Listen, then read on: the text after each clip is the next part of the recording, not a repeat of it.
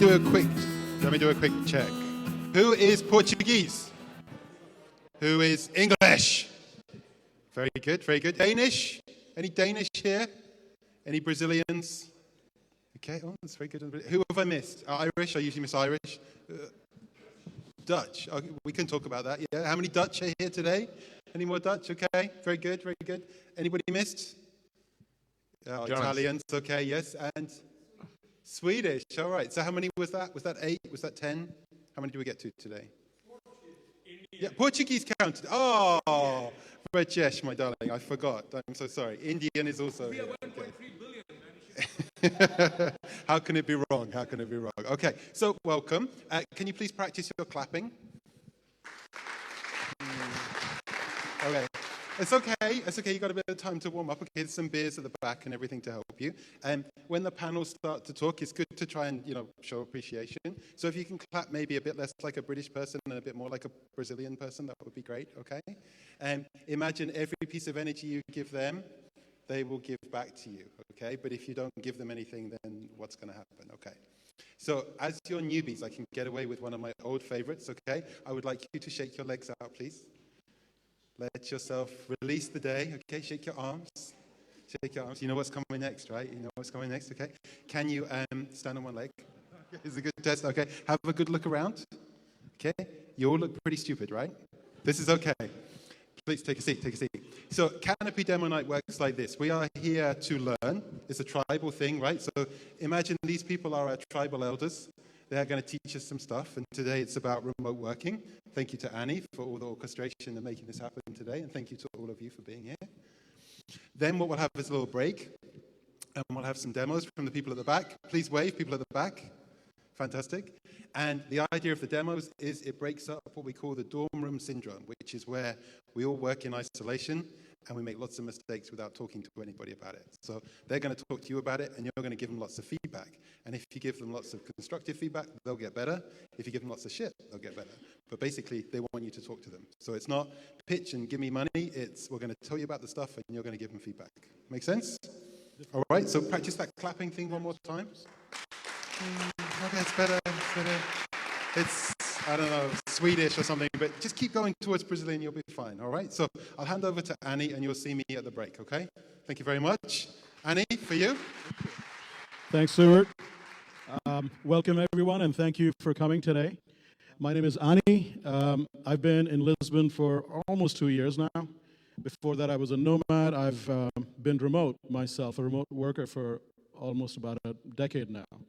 I've been remote as an entrepreneur. I've worked in distributed teams. I've worked with small startups. I've worked with large enterprises.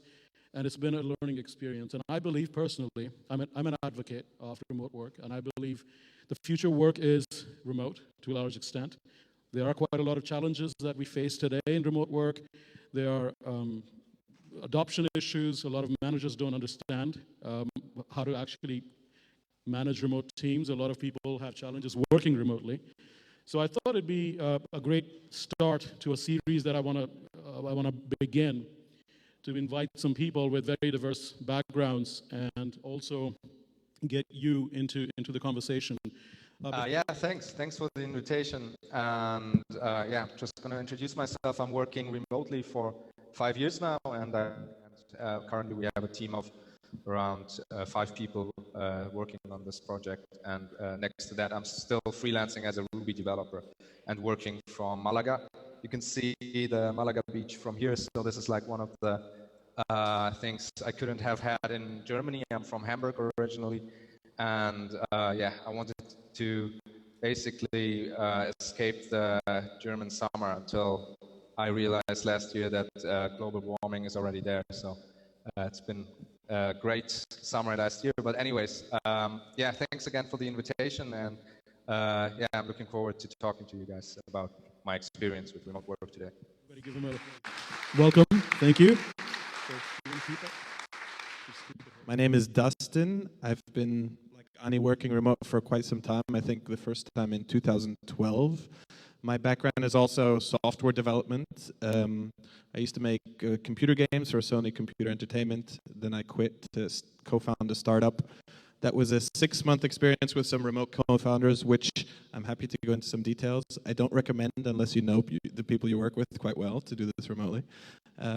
After that, I've spent time both as a remote employee and as a remote employer. Currently, I'm working on a bootstrap business there's only 2 of us full-time plus some freelancers, but we're fully remote. We try to meet at least once a year or so, and we're basically a small software as a service business. And yeah, I don't know if you have questions, just ask. Great, thank you. Hi, my name is June, and just like Dustin and Annie, I've actually been working remotely for quite some time, about 6 to 7 years probably. I started out, oh my God, it was a way back when nobody was teaching people how to work online. You kind of just like muddle through the mud on how to find work online. So I currently I run 2 marketing agencies, one in the Philippines and one here in Portugal. I also started Work Remote, which actually guides companies, people how to shift their career online. And I'm a chapter lead for Grow Remote, which is a nonprofit organization that started in Ireland. And so we try to distribute virtual jobs to rural areas just to spread out the opportunity, because why not become a farmer and a web developer, right? So, yeah.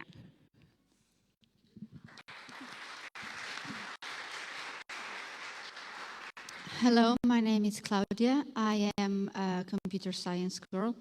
I'm running teams remotely. I am a project manager, and my background, I run teams and manage teams remotely for a few years in Portugal and now worldwide. So it's been a challenge, and I will be pleased to talk with you more about it.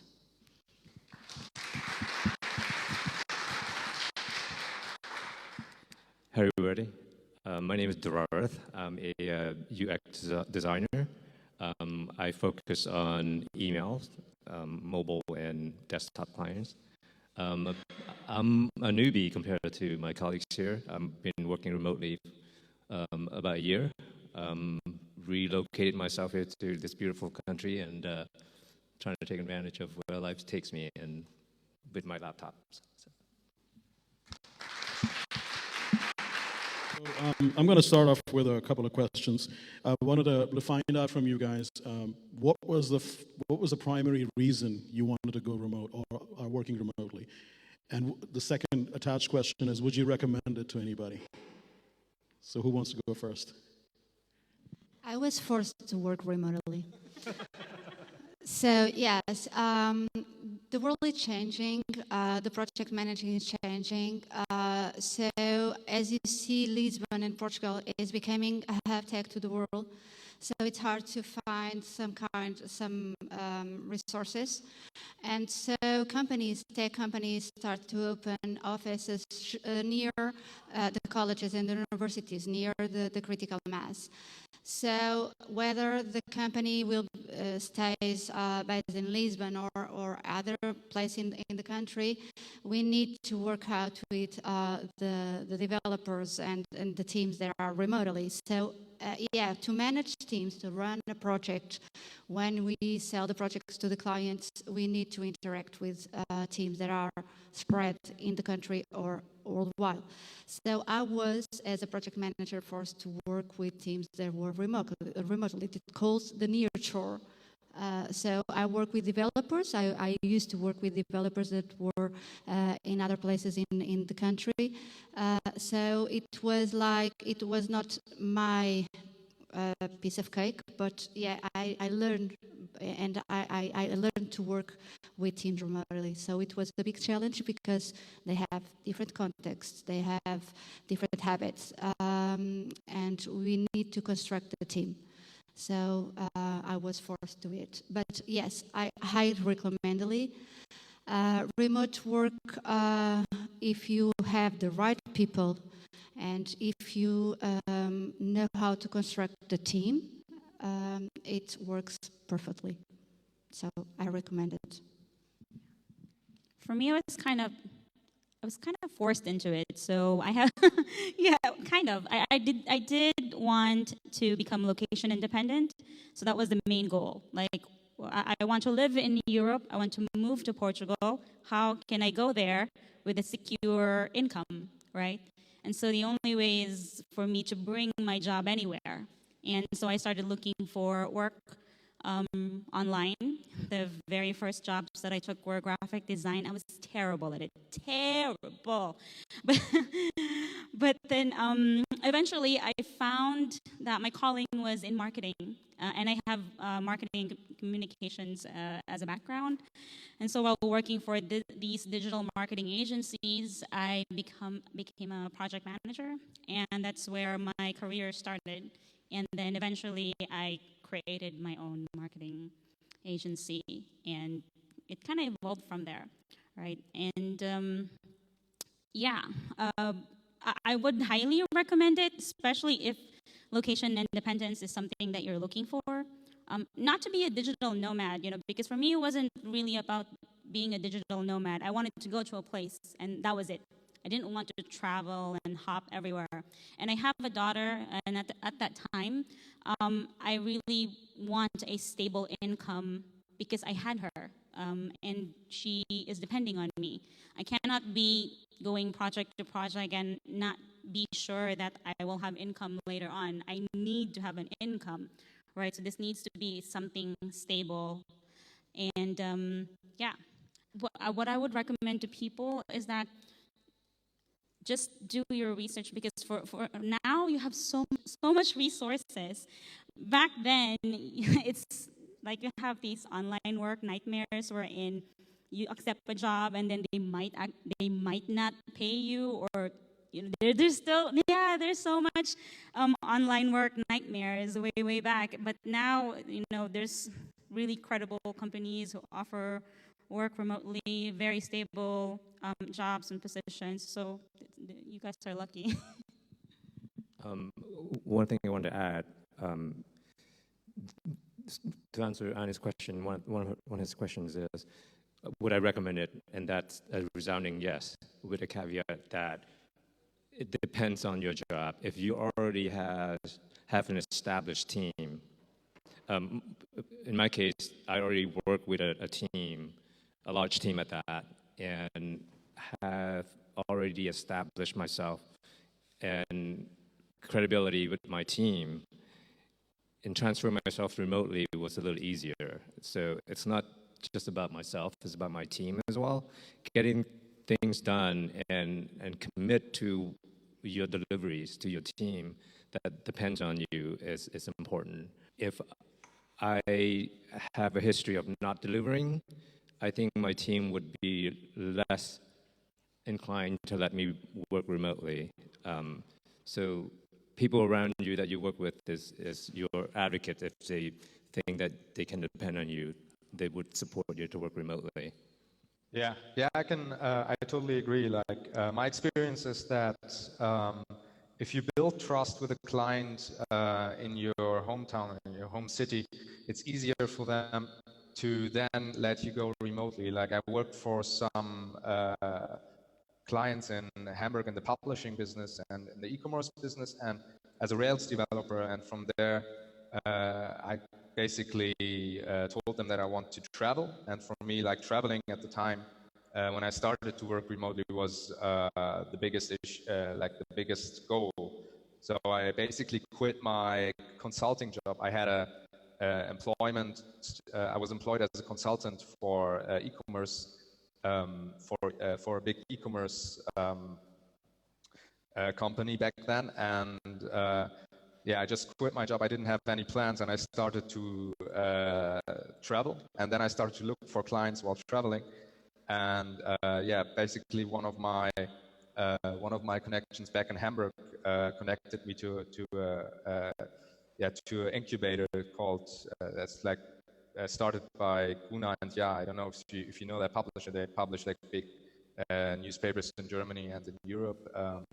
I think, and yeah, started from there. So it's basically based on my network that I already built when I was working on site, and when I built trust, and then I started to get some jobs, and I always delivered the best I could, because yeah, the time difference sometimes is a big issue, because back then the first 4 months I just traveled through to 3 continents basically.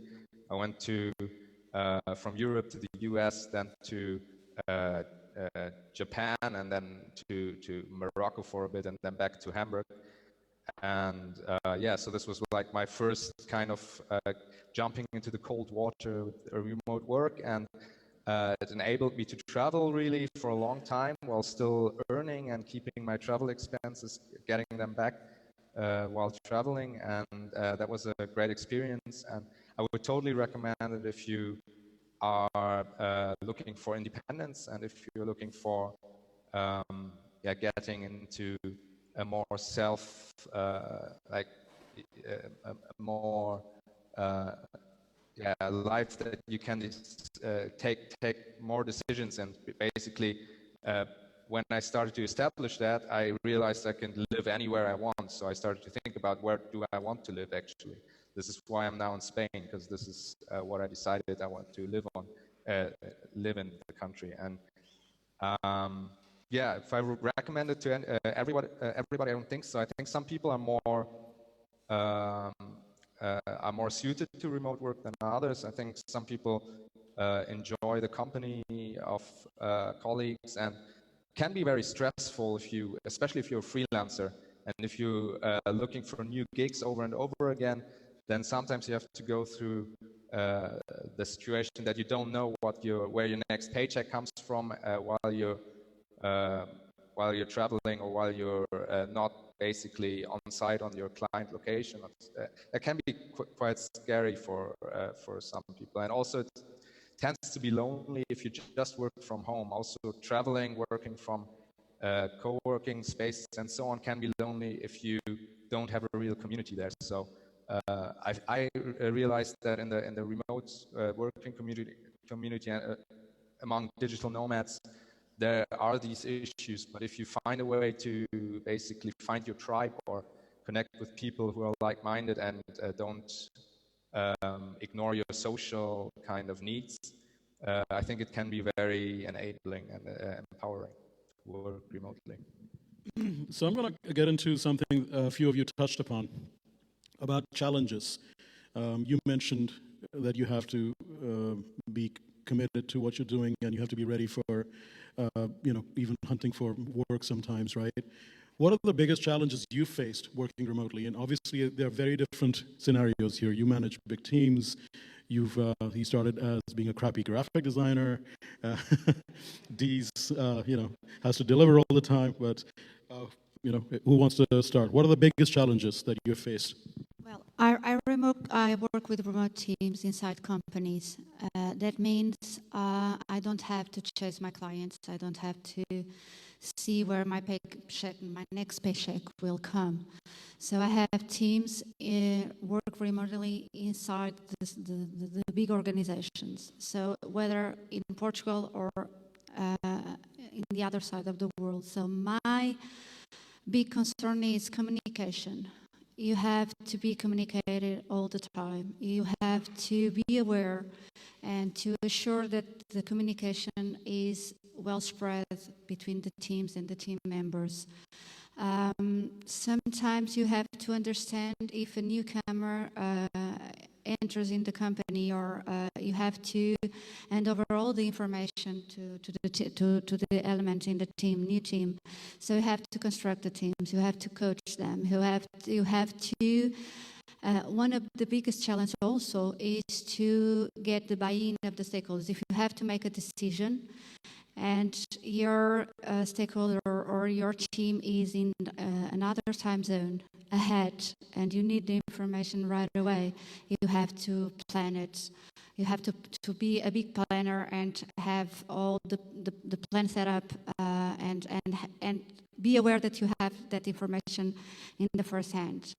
So this is the big challenge that I faced somehow, because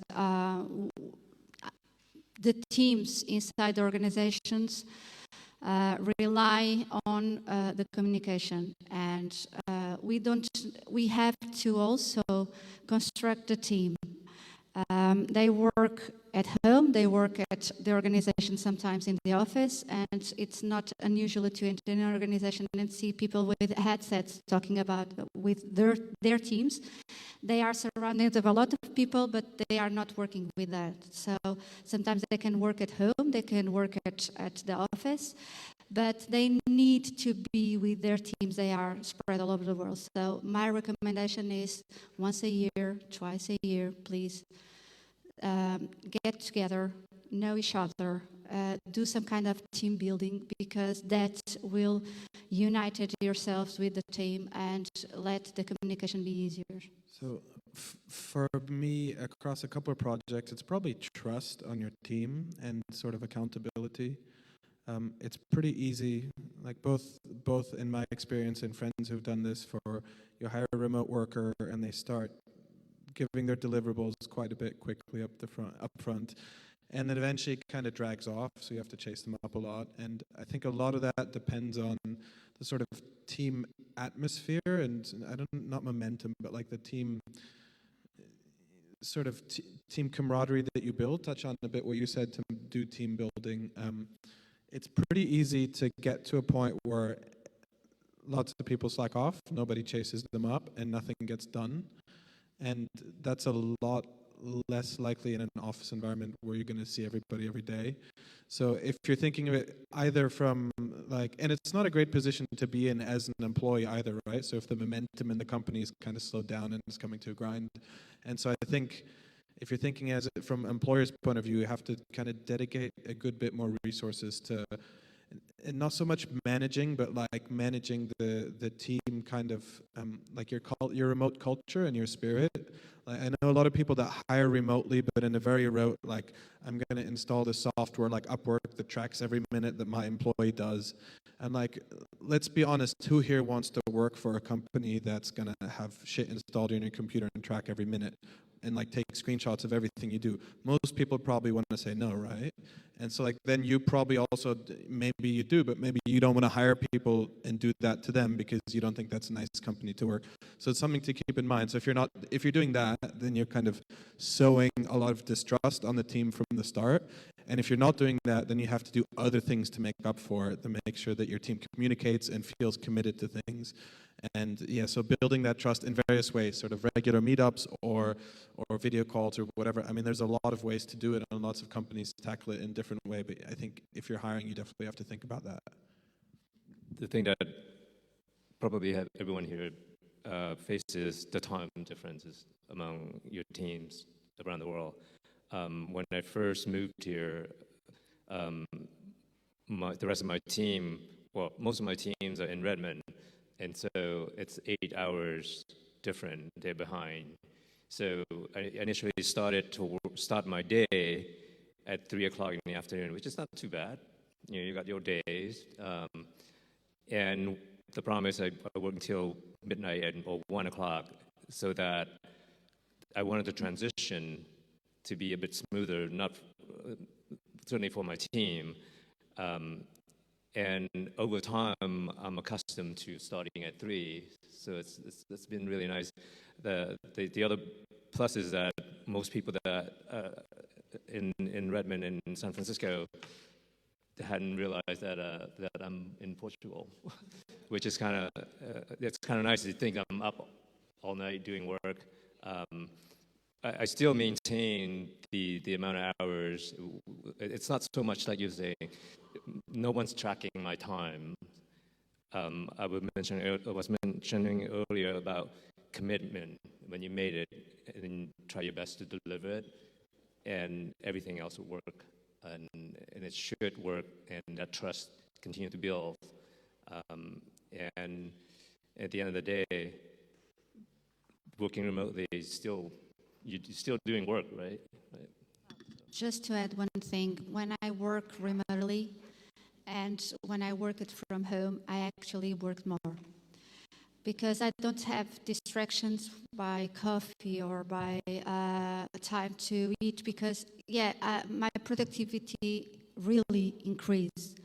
when I work from home. So when you want to work remotely, if you think to start work remotely, you can choose either way. You can choose work remotely by yourself, self-employee or digital nomad, or work for a company that already has some kind of arrangement for work remotely. And normally that organizations has a level of maturity that doesn't track anything that you are doing, doesn't have any software installed on your computer. Usually they trust you as an employee, that you have something, you have tasks to do, and you deliver.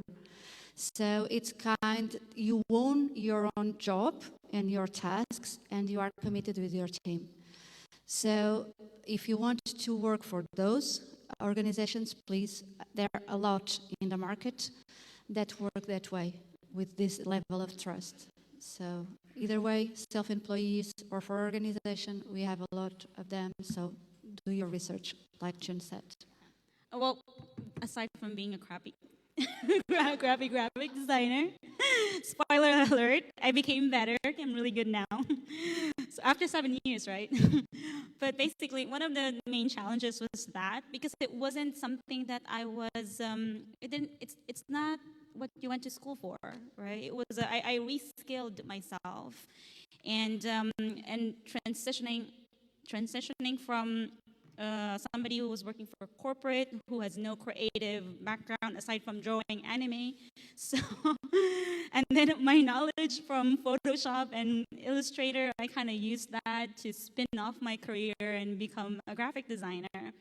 And so that was one of my main challenges when I started. It's like I felt like I was starting from zero, from the ground up. And of course, my challenges from before are not the same challenges that I have right now. My challenges then was to reskill myself, to get enough clients, and to have a stable income. My challenges now is that, just like what you said, it's actually the time zones. And because my team is in the Philippines, our clients are all over the world. So we have clients in Australia, we have clients in Canada and the US. And imagine I'm in Portugal, I'm kind of like smack in the middle. So I have a team that I manage in the Philippines that needs to work for a client in the US. And you need to try to be considerate of people's time. You don't want to have a meeting while they're having dinner with their families. So you need to find a time suitable for everyone. And also saying no to clients when they request for meetings at 10 p.m. because it happens. And if your client is actually from San Francisco, like in California, which is, it's PST, they're going to be starting late. So I've gotten used to working at 1 p.m. as well. When you tell people that you work at 1 p.m., they go like, wow. You work at 1 p.m.? That's amazing. But actually, it's not so amazing, especially if they ask you to have a meeting at 8 p.m. and you're cooking dinner, right? And I have a kid, and I need to, if I don't cook, she's not going to eat. So it's like, you have those challenges, and people don't really think about that very, very often. But that, and maintaining that level of communication with my team as well. You become personal, but not too personal, because you're a professional, right? But you also need to have some sort of level of intimacy with them, like some sort of friendship wherein you ask them about, what's going on with their day, how is the weather in the Philippines, and that kind of stuff. Is the traffic still really, really bad? So you kind of want to have that personal touch, but also keep a level of professionalism wherein you get to deliver and this is delayed and where is this? So I have two perspectives. As an employer, I think there are different challenges than as a freelancer, like as a remote worker for when I work for clients myself. And the biggest challenge for myself working remotely is, I think, having a good routine. So I like to basically get up at the same time in the morning, like say 8 o'clock in the morning every day, and start working at 9:30 or something after working out and going for a good breakfast, and then like having a meeting and so on. So having a routine as a remote worker, this just increases my productivity, and I have more energy this way, because if I work late or at night, I could do that as a student, like code all night through, but I can't do that anymore because I will need 1 week to recover my energy level. So that's very important to have like a good diet and routine, basically, and not to fall into this into this trap of thinking I can do I can work whatever hours I want, which I could theoretically, but it would affect my productivity and my lifestyle. And also, as an employer, like mentioned before, like the monitoring is a thing. I don't want to monitor, and I don't want to track people's time. So the best balance I found is to have people have mostly independent tasks and have them set goals for themselves and see if they're realistic, and just try to iterate on that. So for example, for German, we have a podcast host. We have a podcast about remote work and practice in German. So we have a host that conducts these interviews on our podcast, and he has the goal to just conduct 1 interview per week, find new interview partners, and publish a blog post per week. And he has about 6 hours or 8 hours a week for these tasks. So this is a very independent task that doesn't have any collisions with other people. So he can do that in whatever time frame and whatever schedule he wants. And the same goes for other tasks, like also programming tasks. When I'm talking to our dev team, it's like the same thing. Make sure that people have mostly isolated things that need as little collision as possible, and then merge in clear, defined interfaces, basically. Yeah. One more thing that I forgot to mention. Regarding challenges, social challenges that I didn't really expect to be that big of a deal. When I moved here to Portugal, of course, I was a remote worker. I have been a remote worker for a while, so I'm an independent worker here.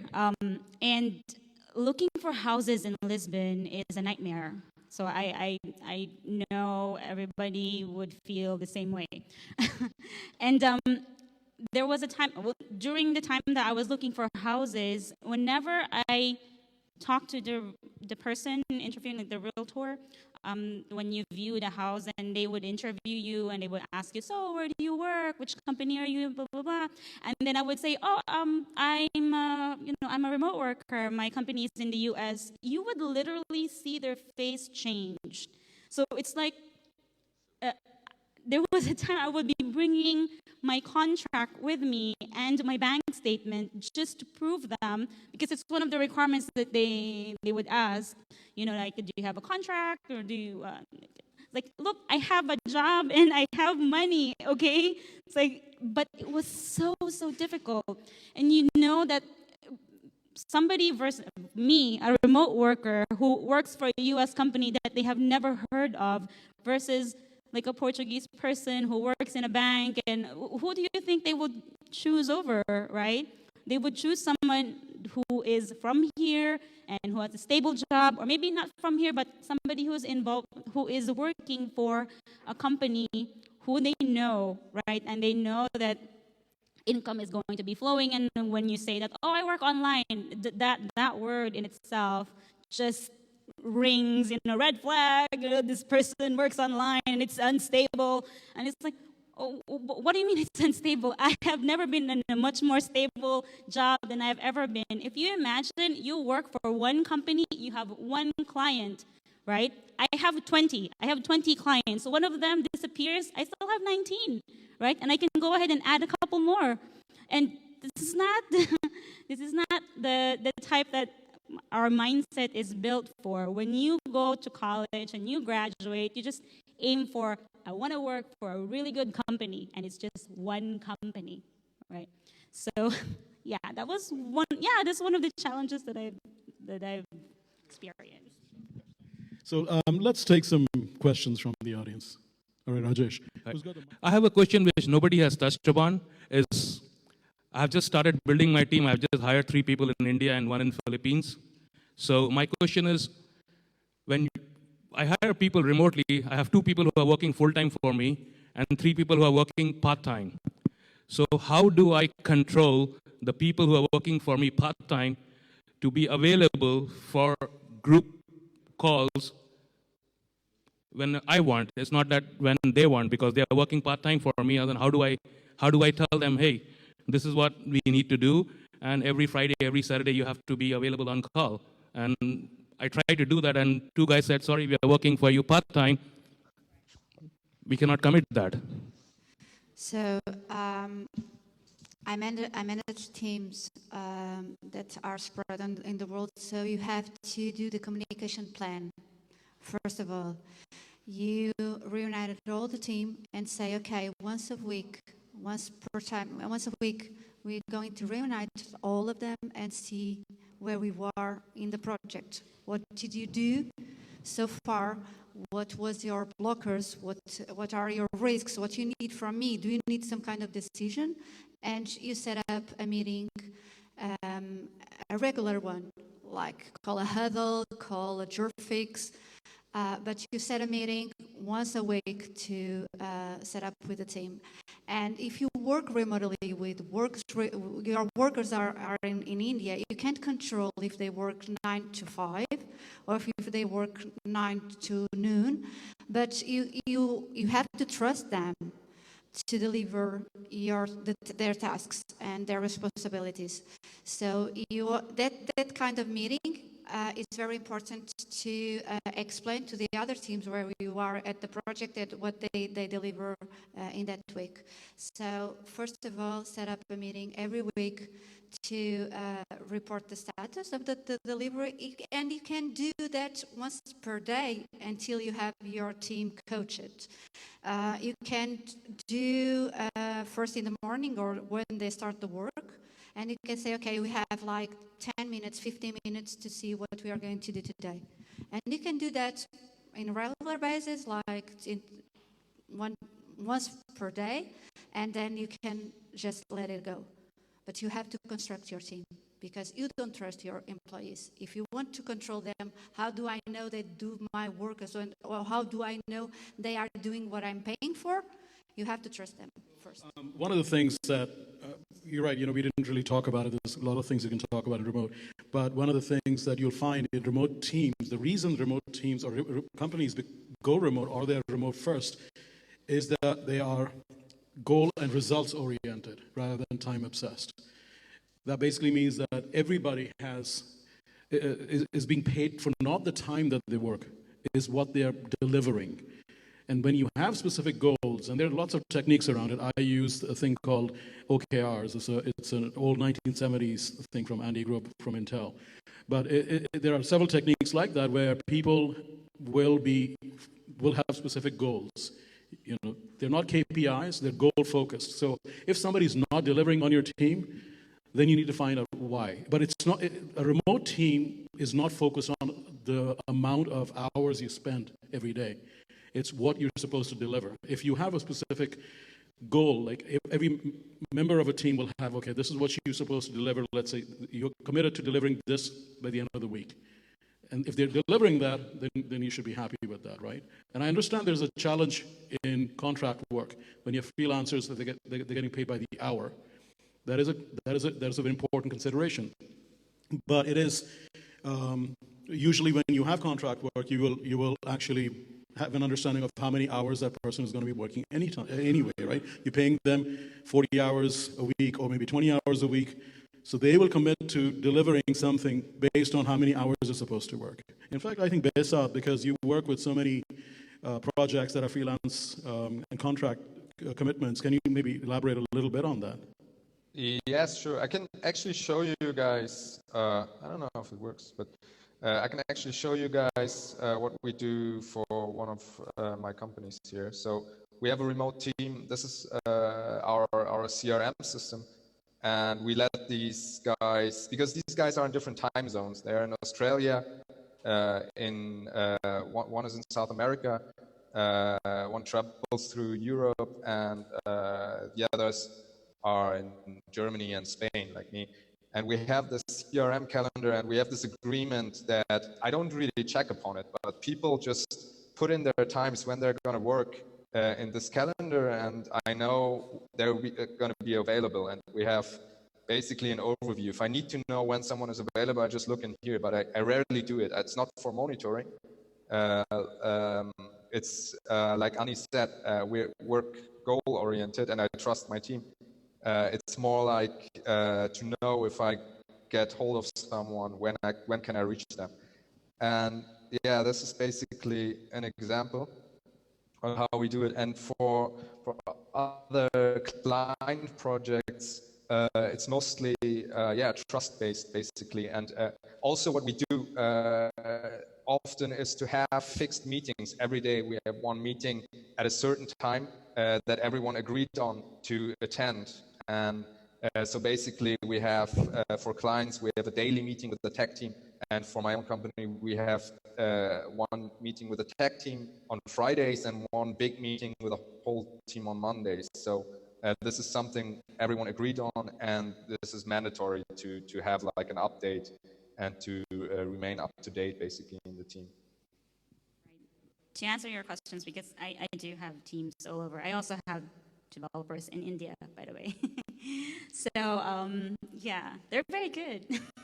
So what we do is before hiring them, because I think his main concern was that because they're working part-time, you can control like, oh, I'm only working for you part-time, I only work X amount.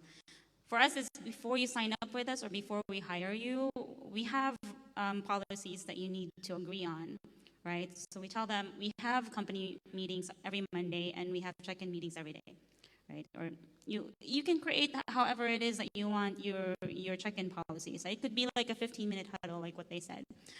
It could be a weekly thing. It could be a daily thing. It's completely up to you. But before the person gets on board, you have to onboard them, and then that's a standard procedure that you onboard somebody, that this is how we work, this is how we communicate, this is how we arrange things in the company.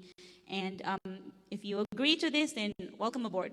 If you don't agree to this, I'm sorry, we can't work with you because this is how we work. How are we going to monitor? We need to be onboarded to the company for you to start working with them, right? And I understand this because some part-time people, they can be working in the morning, they can be working in the evening. And for my team, what we do is we need to have an overlap. Like it could be 1 hour, it could be 2 hours. I don't really care when you want to start work, when do you do the bulk of your work.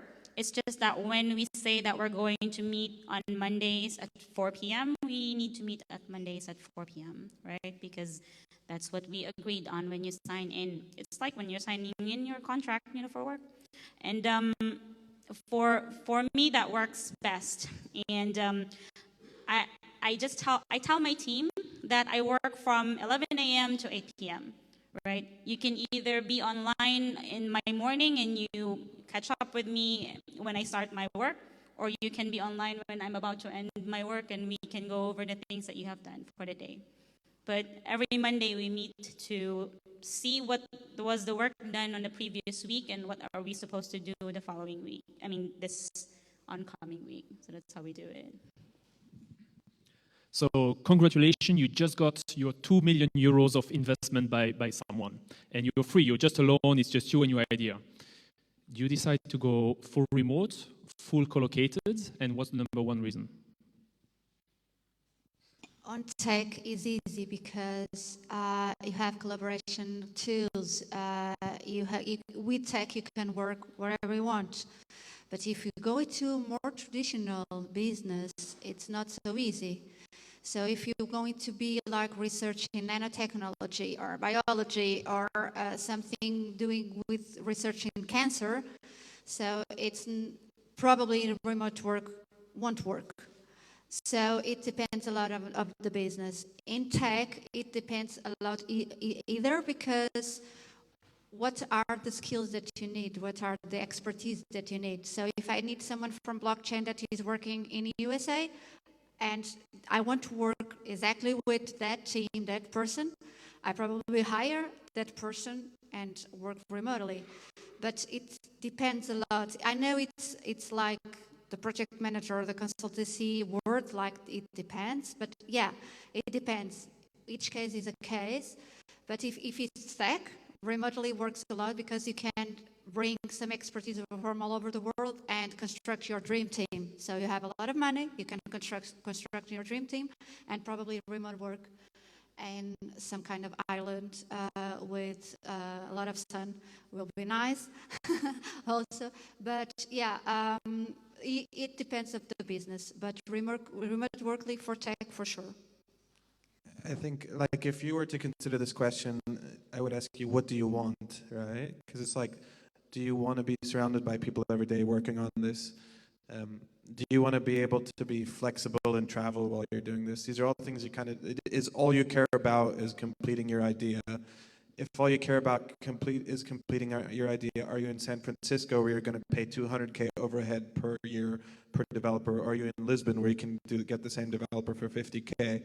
So like if you're in San Francisco, you might get twice as much dev talent going remote, but if you're in Lisbon, you can get 3 times as many developers and just get more productivity because you're all next to each other and communicating. So I think it very much, like she said, it very much depends. But it's really also, what do you want?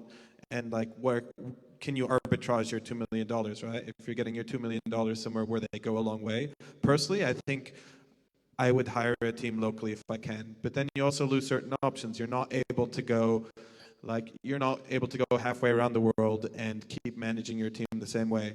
Or like you can, like I had a friend who had a marketing agency in Vietnam, and he had to go to the US to get more clients. And he said he completely lost his ability to manage the team once he moved over there, right? So he rebuilt his company remotely because he says he actually, as an owner, he has a lot more control over the company when he can define the culture and like when people meet up. But if everyone's sitting here in an office talking to each other while you're over there trying to hunt for customers, you're going to have a hard time trying to get, keeping that trust between you and your team and what you want to do. So yeah, it very much depends on the situation, but there's like tons of factors that play into it. So I would say, yeah, what type of business it is. If it's customer facing, wherein you need to be like, look, if you want to build a massage parlor, I can't do that remotely, right? It's just kind of stupid. To even think about it. But yeah, so you need to, for me, my company is actually, for work remote, we convert teams into remote ready teams.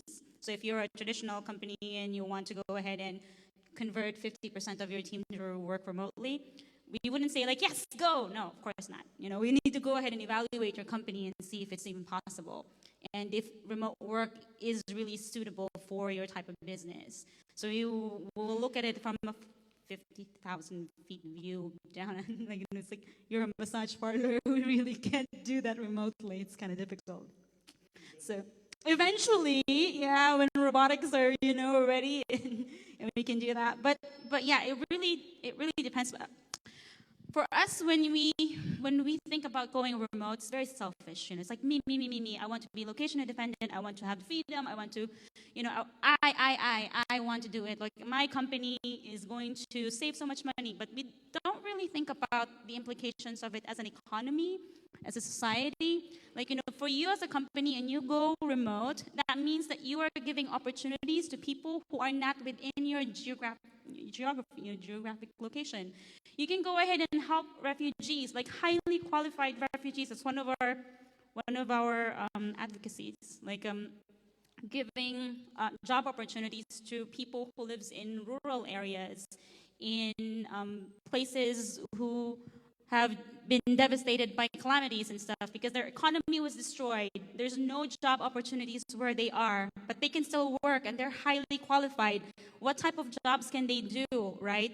And so we help them find work online because even if you're in God knows where, as long as you have stable internet and you have computer with you and you know how to use it, we can reskill you and we can find jobs for you. And so, yeah, that's basically it. It depends on the business, and it also, I guess, depends on the company. Why do you want to go remote? Hi, guys. Quick question for you on managing teams that are half remote and half local. How would you do it? What what would you have to take into consideration given company culture, that the chit chat you might have in an office versus someone who's remote? I'm in this situation now where I work remotely, and I have some colleagues that are in a number of offices, and having what gets lost. What's your experience been like? Thanks. Well, I'm actually managing teams locally and remotely. So is this kind of setup that you just asked. So we treat the team as one. So either you have one project or you have a program of projects.